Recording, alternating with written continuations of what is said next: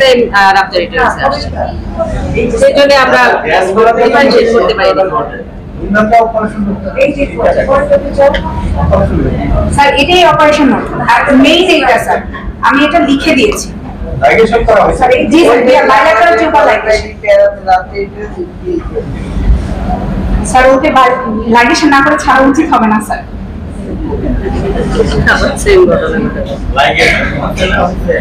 Consent না হয়েছে অবশ্যই স্যার, কনসেন্ট না হয়েছে। আচ্ছা স্যার এটা পসিবল না স্যার। কনসেপ্টে অনেক কাউন্সেলিং করা লাগে না স্যার এটা দুটোই ছিল, হাজবেন্ড সাথে সাথে রাজি হয়ে গেছে আর এই বিপদে পড়তে চাই না। না এটার সাফারিংসটা তাদের এত বেশি ছিল। স্যার তিনজন স্যার, দুইটা ছেলে একটা মেয়ে, দুইটা ভ্যাজাইনাল ডেলিভারি একটা সিজারিয়ান সেকশন।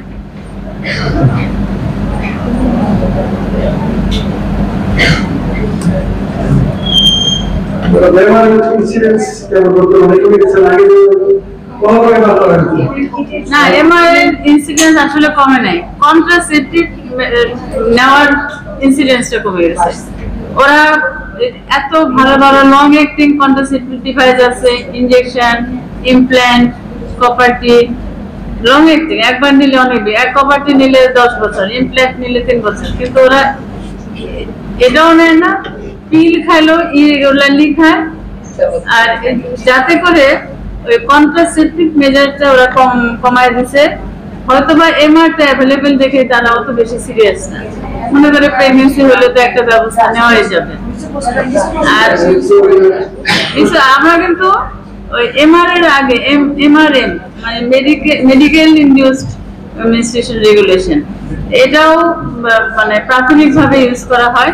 ওই মিসোপ্রোস্টাল ড্রাগটা ওই সার্ভিসকে সফট করে, ডাইলেট করে, আবার রিটার্ন কন্ট্রাকশন করে প্রোডাক্টটাকে আউট করে দেয়। এটা দিয়েও একটা ইয়ে হয়, ম্যানেজমেন্ট হয়, এমএমআর। আরেকটা হলো এমআর, ওটা হলো যে ইনস্ট্রুমেন্ট দিয়ে করলাম মেনস্ট্রুয়েশন রেগুলেশন, একটা মেডিসিন দিয়ে করলাম আর একটা ইনস্ট্রুমেন্ট দিয়ে করলাম। আর এগুলার ইনসিডেন্স ভালোই আছে। না না না 12 কোনটা এমএমআরটা 9 weeks পর্যন্ত, মেডিসিন দিয়ে 9 weeks পর্যন্ত। এবং গভর্নমেন্ট কিন্তু ওই যে মেটারনাল ডেথ, আমি যদি একটু গল্প বলি, সেই অনেক আগে এটাকে ইনডাইরেক্টলি অ্যাবর্শনটাকে লিগালাইজ করলো, ইনডাইরেক্টলি মেনস্ট্রুয়েশন রেগুলেশন বলে, কারণ থার্ড কজ অফ মেটারনাল ডেথ ছিল সেপসিস। আমার মনে আছে আমি যখন ইন্টারনি একটা পেশেন্ট বলতে এরকম একটা লম্বা কর্ডের মতন ঝুলতেছে, আমরা ভাবছি যে বোধহয় আমেরিকান কর্ড, তখন কিন্তু আলট্রাসোনোগ্রাম ছিল না। যাই হোক অ্যাবডোমেন ওপেন করে দেখা গেছে ইউট্রাস ফুটা হয়ে কাট এদিকে বের হয়ে এরকম ঝুলতেছে। তো এরকম ভয়ঙ্কর ভয়ঙ্কর ঘটনা ঘটতো, ওরা কাঠি দিয়ে করতো, সেই জন্যই প্রথমে এমআরটাকে, তারপরে এমএমআরটা চলছে। কন্ট্রাসেপশনটা ওরা যদি আরেকটু নিত তাহলে পরে, এটারও তো সবাই তো ঠিক মতো করে না, ওরা তো যে ফ্যামিলিকে না জানায় করছে, যার জন্য কোনাকাঙ্ক্ষিতে করতে কিন্তু অনেক ঝামেলাই হয়। তো এগুলোর জন্য আমাদের কিছু টেক হোম মেসেজ আছে, ও একটু দেখায় দেখ। একটা জিনিস একটু বলবো কি যে আমাদের দেশে প্রচলিত এবং অপ্রচলিত কতগুলো মেথড আছে অ্যাবর্শন করানোর জন্য, যেমন একটা প্রচলিত এবং অপ্রচলিত, যেগুলো রুরাল প্র্যাকটিসে অনেক বেশি, এবং কারা কারা ইনভলভ, তাহলে ডক্টরদের কাছে টোটাল চিত্রটা একটু পরিষ্কার হবে। না প্রচলিত তো এখন ওই দুটো বললাম, এই যে মিসোপ্রোস্টাল, আর একটা হচ্ছে যে এমআর। আর অপ্রচলিত আগে থেকেই আছে, এখন ওই যে ক্যাথেটার ইন্ট্রোডাকশন দেয়, ওরা গ্রামে দিয়ে দেয়, আমরাও দেই অনেক সময় ইন্ডাকশন অফ লেবারের জন্য। কিন্তু তার চেয়ে বেশি যে ওরা ল্যামিনেরিয়া টেন্ট বা কাঠি যেটা আগে দিত বেশি, সেটা বেশি সমস্যা করতো, ইনজুরি করতো, প্লাস ইনফেকশন করতো। তো ওগুলা কম্পারেটিভলি কমে আসছে। এখন ওই ক্যাথেটার, এমআর এগুলোই চলে মেডিসিন, কিন্তু এগুলো তো জানতে হবে। যেমন 16 মিনিটে যদি কেউ এমআর করতে যায় বা প্রপারলি যদি না করে তাহলে তো কমপ্লিকেশন হয়, সেই জন্যই এরা সাফার করে। আর ওরা তো বেশিরভাগই জায়গা মতো আসে না। আর অনেক ওই যে কি বলবো, ওদেরকে পেশেন্ট ক্যারি করে নিয়ে যায়, দালালি বলি, তারা তো মিসগাইড করে পেশেন্টকে, তারা তো প্রপার জায়গাতে না নিয়ে অন্যান্য জায়গায় নিয়ে যায়, যার জন্য এই ধরনের কমপ্লিকেশন গুলো বেশি হয়। ম্যাডাম আমি একটু চিত্রটা দিলে ওদের কাছে আরো ক্লিয়ার হবে। প্রথমে শুরু হয় হচ্ছে একটা ওষুধের দোকান থেকে নিজে যে একটা ওষুধ কিনে নিয়ে আসে, অ্যান্টিবায়োটিক 200 লোক এগুলো। তারপরে আরো প্রত্যন্ত অঞ্চলে যারা যায় তারা হলো লোকাল কিছু লোক আছে বেশি সাহসী, এরা হয় কাটি দেয়, নাহলে কিছু হার্বালস দেয়, দিয়ে ওটাতে ট্রাই করে এবং বিভিন্ন রকমের ইনজুরি করে। এরপরে যাই হলো এরা লোকাল কিছু কি বলে এরা ট্রেনিং নিয়ে ছোটখাটো একটা নিয়ে এরা সমানে আবার করতে থাকে। রেজিস্টার করা কিছুই না, ইভেন কতটুকু ট্রেনিং আছে তাও না, এবং এগুলো করলে এলাকায় চলে, প্লাস ছোট ছোট মফস্বল শহরগুলোতে এগুলো চলে, এবং এরা একজনের লক্ষ লক্ষ টাকা ইনকাম করে এই অ্যাক্টিভিটিস করে। তারপরে ট্রেন নার্সের কাছে খুব অল্প সংখ্যকই আসে, ডক্টরের কাছে আরো কম আসে, এবং রেজিস্টার্ড ডক্টরের কাছে আসে আসলে লেস দেন 5%, এবং মেজরিটি কাজগুলো ওখানেই হয়, রুরাল থেকে শুরু হয়, এবং ঝামেলাগুলো ওরাই সবচেয়ে বেশি করে। এটা হলো টোটাল চিত্রটা বাংলাদেশ। আর এই চিত্রটাকে প্রিভেন্ট করার জন্যই কিন্তু এমআরটাকে এস্টাবলিশ করা হয়েছিল। এটা 78-89 এর দিকে করা হয়েছে, এবং এটা কিন্তু প্রথমে এটা গভর্নমেন্ট অর্গানাইজেশন ছিল, এখন এটাকে নন গভর্নমেন্ট করা হয়েছে। নাম হলো RH step, reproductive health training centre মিলে RH স্টেপ। আমাদের ময়মনসিংহ মেডিকেল কলেজে আছে এবং অন্যান্য অনেক কলেজেই আছে। খুবই ভালো ওরা এটা সার্ভিসটা দেয়, একদম সিস্টেমেটিক্যালি দেয়। ওটা যেহেতু ওদের তত্ত্বাবধান হয়, কতটুকু টানবে, কতটুকু ফেলবে, কতটুকু কি করবে, খুব সুন্দর সিস্টেমেটিক। আর এত ভালো যে আমাদের কাছে আসলে আমি তো সবসময় ওখানেই পাঠাই দিই। খুবই সিস্টেমেটিক এবং ভালো। এত ভালো ভালো সেন্টার গুলো থাকা সত্ত্বেও, ব্যবস্থা থাকা সত্ত্বেও আমাদের পেশেন্টরা যে এরকম সাফার করে, এটা আসলে দুঃখজনক। এটা কমানোর জন্য কি চেষ্টা করা উচিত সেটা আমাদের। যে জিনিসটা বলি আমি, যেমন ধরেন আটপাড়া বা খালিয়াজুড়ি থেকে একটা রোগী আপনার মাইনসিংয়ের এই ফেসিলিটিতে আসা, আর আসলে কতটুকু ফিজিবল, যেখানে যোগাযোগ ব্যবস্থা যদি আপনি এই সময়টাতে না যান, ইউ ক্যান ইমাজিন ইভেন যে যোগাযোগ ব্যবস্থাটা কি অবস্থা, কতটুকু খারাপ এই বর্তমান পরিস্থিতিতে। শুধু এখানে না, কিন্তু ফুলবাড়িতে যান দেখেন রাস্তাঘাটের কি অবস্থা, এই সময় আপনারা শেষ করি ম্যাডাম। তো যার ফলে এদের আসলে দোরগোড়ায় চিকিৎসা সেবাটা পৌঁছায় নাই, এবং অ্যাওয়ারনেসটাও পৌঁছায় নাই। এটা আমাদের দায়িত্ব না, এটা কিন্তু গভর্নমেন্টের দায়িত্ব। ঠিক আছে? তো এই যে জিনিসটা, এই জিনিসটার জন্য আমরা আসলে পিছায় আছি। এখন একটা নতুন ট্রেন্ড শুরু হয়েছে, প্রেগন্যান্ট হলে প্রথমে মেডিসিনের কাছে কিছু কিছু রোগী আসে, ধারণাটা কি যে গাইনির কাছে গেলে তো কাউন্সিলিং করবে, বুঝাবে বাচ্চাটা রাখবো, মেডিসিনের কাছে গেলে দুই তো মেডিসিন দিয়ে দেয় না। ওই যে RH স্টেপ বা আগে ছিল MRDSP সেন্টারটার নাম, তখন গভর্নমেন্ট প্রজেক্ট ছিল, এখন নন গভর্নমেন্ট করার পরে RH স্টেপ।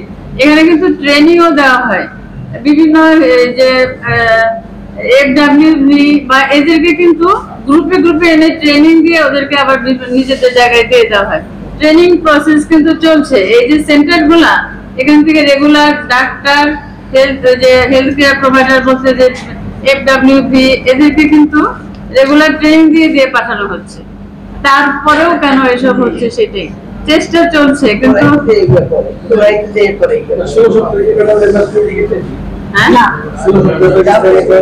সেটাই তো যে আমরা তো ট্রেনিংও দিচ্ছি, ওরা তো ফলো করছে না।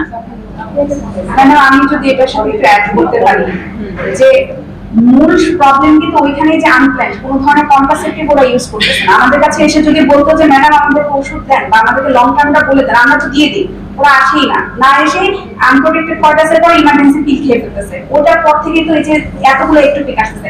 আজ থেকে 3-4 বছর আগে আমাদের একটোপিক ছিল মানে খুবই কম, আসার সাথে সাথে আমরা চিল্লাম দিয়ে বলতাম ম্যাডাম একটোপিক আসছে, আর এখন মুড়ি মুরগির মতো করে একটোপিক আসে।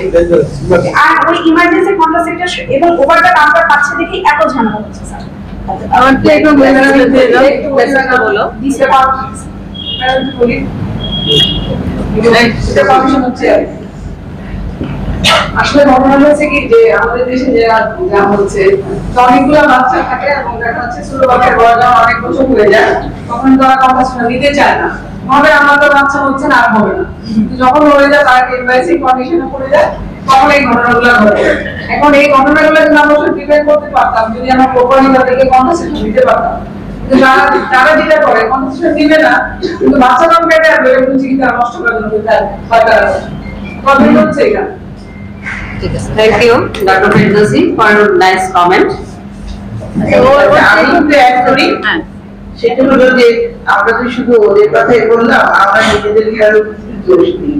সেটা হলো ওইটাও গাইনোকোলজিস্ট ছাড়া আমাদের অন্যান্য প্রিমিসিস গুলোতে যখন ডাক্তাররা যায় বা আমাদের পেশেন্টরা যায়, তখন কি করে কোনো কনভারসেশন, কোনো অপারেশন হবে বা যে কোনো ফ্যাসিলিটিতে গেলেই তখন কি করে যে পিল খাচ্ছেন, পিল খাওয়া যাবে কিনা জিজ্ঞেস করে। বেশিরভাগ ক্ষেত্রে পেশেন্টরা বলে যে আমাদেরকে ডাক্তার নিষেধ করছে। আচ্ছা, পিল বন্ধ করলাম, ভালো কথা, হয়তো দরকারও ছিল, তার যদি অন্য কোনো প্রসেস নিতে হবে অ্যাটলিস্ট বেরিয়ার কিছুদিনের জন্য, পরে আবার এই কথাটা বলে দেয় না, ওই স্টপ করে দেয়, তারপরে তারা মনে করে আর নিতে হবে না। এটাও কিন্তু একটা ফেলিউরের একটা কারণ। অনেকে কিন্তু ইচ্ছাকৃতভাবে অফ করে না, আমাদের ডাক্তারদের কাছে গেছে কোনো কারণে, অন্য কোনো কারণে, এবং অপারেশন হবে, যে কোনো গলব্লাডার অপারেশন কিছু হবে, বিল অফ করলো, তারপরে তো তার ওই মানে তারপরে দেখা যায় যে আর সে দিল না, হয়তো 1-1.5 মাস, ওই সময়টাতে সে কনসেপ্ট করে ফেলে। তো এইটাও কিন্তু একটা কারণ যে যারা এগুলো নিচ্ছে না, ওইটা একটা গ্রুপ যে অনেকদিন বাচ্চা হলো, ওই গ্রুপটা বেবি হওয়ার পরেও অনেকে কিন্তু জানে না যে 1.5 মাস পর থেকেই মানে দেখা যায় যে আমাদের জুনিয়রদের জন্য বলি, সেটা হলো যে এমনি ফেস ফলোইং ডেলিভারি, যেমন ছেলে অ্যাক্টিং থাকে, তার মধ্যে 30% কনসেপ্ট করে ফেলে, ওভুলেশন হয়। তো ওরা কিন্তু অপেক্ষা করতে থাকে কবে পিরিয়ড হবে, তারপর থেকে সে পদ্ধতি নেবে, কিন্তু ফার্স্ট পিরিয়ড হওয়ার আগেও কনসেপ্ট করে। সেজন্য তোমরা যখন লিখে দাও 1.5 মাসের পদ্ধতি, মুখেও কিন্তু বলে দিতে হবে যে আপনি কিন্তু মাসিক হোক বা না হোক, আপনি কিন্তু পদ্ধতি নেবেন। এটা একটা এই সময় একটা কনসেপ্ট করে প্রেগন্যান্সি ল্যাকটেটিং পিরিয়ড, একটা উইদাউট কন্ট্রাসেপশন কনসেপ্ট করে। আর একটা অনেকদিন বাচ্চা হয়ে গেছে, 4-5 বছর আর হবে না, এটা একটা মনে করে। আর একটা কন্ট্রাসেপশন ছিল, আমাদের ডাক্তাররা বন্ধ করে দেয়। আর একটা গ্রুপ আছে নিয়ে রিল্যাক্সেশন, এই এতগুলা গ্রুপ মিলে এই আমাদের ডাক্তাররা, সেই জন্য আমাদের জন্য অ্যাওয়ারনেস থেকে সার্জারি, মেডিসিন, অন্য যে কোনো যারা যায় যে যদি আমরা অফ করি পিল, তাহলে যেন অন্য কোনো পদ্ধতি, বিশেষ করে কন্ডম ইউজ করি বলে দিয়েছেন। ধন্যবাদ। আমাদের একটু মেসেজ আমরা দিচ্ছি। আমাদের টেক হোম মেসেজ হচ্ছে যে প্রেগন্যান্সি যখন নিব, আমাদের প্রেগন্যান্সিটা প্ল্যান করে নিতে হবে। এইসব প্রিভেন্ট করার জন্য আমাদের ফার্স্ট হলো প্রেগন্যান্সি প্ল্যান করতে হবে। নেক্সট হচ্ছে প্রপার কন্ট্রাসেপশন, সেটা আমাদের নিতে হবে, এবং স্পেশালি যেটা নিতে হবে যে লং টার্ম কন্ট্রাসেপশন, এটা নিলে কিন্তু আমরা অনেকখানি এখান থেকে রিলিফ পাই। যেমন লং টার্ম বলতে কপারটি 5 to 8 years, injectable 3 months, implant 3 to 5 years, এগুলো কন্ট্রাসেপশন আমাদের নিলে আমরা কিন্তু এখান থেকে সরে আসতে পারি। তারপর যেটা হচ্ছে যে ইমার্জেন্সি কন্ট্রাসেপশন, এটা খুব ইম্পর্টেন্ট। এখন দেখা যায় যেটা যে ইমার্জেন্সি কন্ট্রাসেপশন মাসে 2বার 3বার 4বার খাচ্ছে, সেটাতে কিন্তু আর তার এটা প্রিভেন্ট হচ্ছে না, সেখানে সে কনসেপ্ট করে যাচ্ছে ইজিলি, সেটা প্রপারলি সে নিচ্ছে না, খাচ্ছে না। এবং আমাদের আরেকটা যেটা করতে হবে যে পোস্টনেটাল কাউন্সেলিং খুবই ভেরি ভেরি ইম্পর্টেন্ট। কারণ হচ্ছে পোস্টনেটাল কাউন্সেলিং এ কিন্তু আমরা বলে দিব যে ডিউরিং ল্যাকটেশনে 5-6 মান্থস যেটা সে একদম এক্সক্লুসিভ ব্রেস্ট ফিডিং, পাশাপাশি প্রজেস্টেরন লিকুইড, সেটা যদি সে দেয় তাহলে সেই 6 মান্থসে সে তার কনসেপ্ট করবে না। এবং নেক্সট যে পরে 6 মান্থসের পরে যখন বাচ্চা উইনিং এ যাবে, তখন আমরা তাকে লং টার্ম অথবা ওসিপি, যেটা আমরা তাকে কাউন্সেলিং করে সে যেটা নিতে চায় সেটা দিয়ে আমরা তাকে ডাইভার্ট করব। সে এটা যদি হয় তাহলে আসলে অনেকখানি প্রিভেন্ট করা যায়। Thank you. আরেকটা ছিল ওভারটেকন,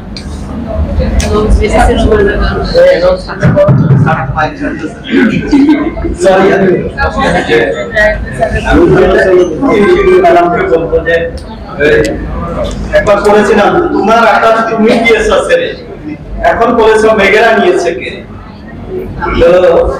আমি যেটা বলবো যে এইসব বিষয়ে ইউপিএসবি একটা বিশাল ভূমিকা আছে, বিশেষ করে যারা প্রচারণা, কাউন্সিলিং, এখানে কিন্তু বড় একটা ভূমিকা আছে। এবং এই ভূমিকাটা যদি ওসিএসপি ঠিক মতো পালন করে, তাহলে কিন্তু এই যে এই কুসংস্কারগুলো অনেকাংশে কমে যায়।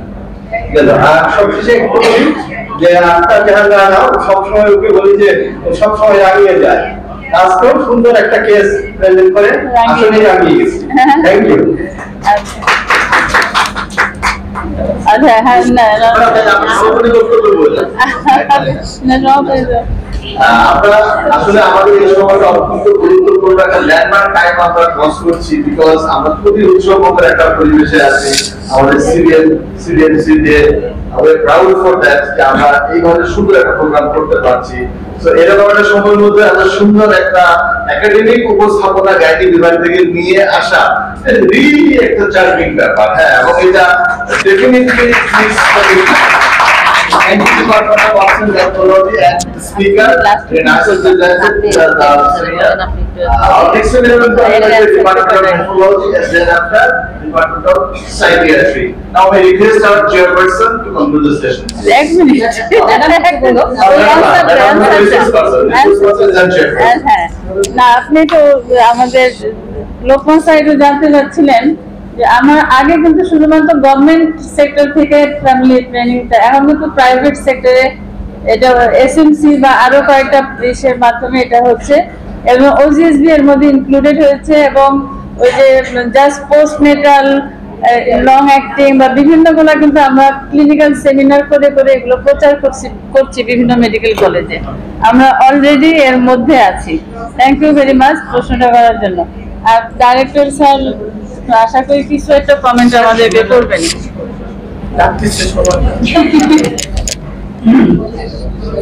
I would like to thank Dr. Min Sultana Nira for your excellent presentations.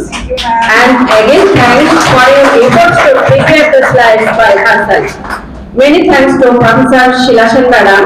I am grateful and thankful to today's resource person, Professor Jinnatul Nur Madam. I also thanks to my dear colleagues, especially Dr. Ribhai University. Finally, thanks to today's learned audience for your active participations and patient hearing. Thank you all.